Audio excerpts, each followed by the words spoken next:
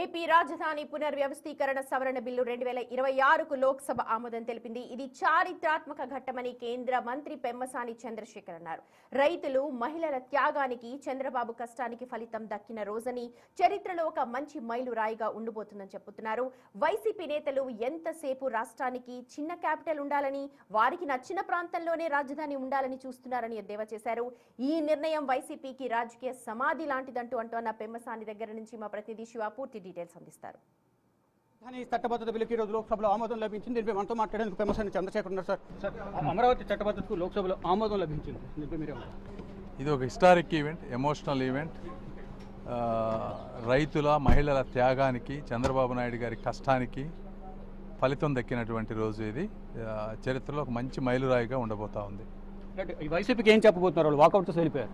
YCP వాళ్ళకి ఒకటే, వాళ్ళు ఎంతసేపటికి ఆంధ్రప్రదేశ్లో చిన్న క్యాపిటల్ ఉండాలి, వాళ్ళకి ఇష్టం వచ్చిన ప్రాంతంలో ఉండాలి, ఈ విధంగా పెట్టుకుంటూ పోతూ ఒక క్యాపిటల్ అంటే ఒక చిన్న ప్రాంతంలాగా వాళ్ళు ఆలోచిస్తూ చేస్తూ ఉన్నారు. ఇది వాళ్ళకి ఒక రాజకీయ సమాధి లాంటి నిర్ణయం, వాళ్ళు తీసుకున్నటువంటి నిర్ణయం. ఎందుకంటే దీన్ని వ్యతిరేకించే 11 సీట్లు ఇచ్చారు వాళ్ళకి. అయినా ఆయనకి అర్థమవుతున్నట్లేదు జగన్మోహన్ రెడ్డి గారికి, వాళ్ళని ఎవరు కూడా రక్షించలేరు. జగన్మోహన్ రెడ్డి కూడా మీడియా సమావేశం ఏర్పాటు చేస్తూ కొన్ని వ్యాఖ్యలు చేశారు. అంటే అసెంబ్లీలో ఆమోదం తెలిపిన తర్వాత మళ్ళీ ప్రభుత్వం అధికారులు అసెంబ్లీలో మళ్ళీ బిల్లు తీసుకొచ్చే అవకాశం ఉంటుంది, అది తెలియదు అంటూ కూడా వ్యాఖ్యలు. ఇది అసెంబ్లీలో చేయగలిగేది కాదు, కేవలం పార్లమెంటు చట్టం ద్వారా మాత్రమే దీన్ని మార్చగలం.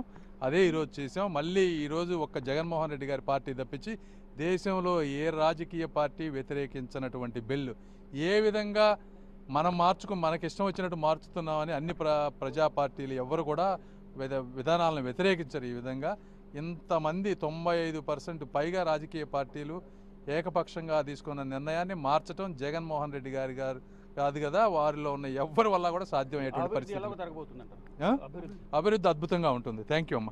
ఆంధ్రప్రదేశ్ రాజధానికి సంబంధించిన చట్ట సవరణ బిల్లు, అంటే పునర్వ్యవస్థీకరణ సవరణ చట్టం 2020 సంబంధించిన బిల్లుకు లోక్సభ ఆమోదం తెలియజేసింది. రేపు రాజ్యసభలో ఈ బిల్లుకు సంబంధించి చర్చ జరగబోతుంది. లోక్సభలో ఆమోదం పొందిన తర్వాత రేపు రాజ్యసభకు వెళ్ళబోతుంది. ఇటు ఏపీ మంత్రి నారా లోకేష్ రాజ్యసభలో ఈ చర్చ సందర్భంగా కూర్చుని వీక్షించనున్నారు. మరోవైపు అమరావతి అద్భుతంగా రాజధాని నిర్మాణం జరగబోతుంది. అద్భుతంగా అందరూ కూడా 90% వరకు కూడా అన్ని పార్టీలు దీనికి ఆమోదం తెలిపాయి. కేవలం ఒక వైసీపీ మాత్రమే అంగీకారం తెలపలేదు. దీన్ని క్యాన్సిల్ చేయడం కానీ మళ్ళీ వాళ్ళ అధికారంలో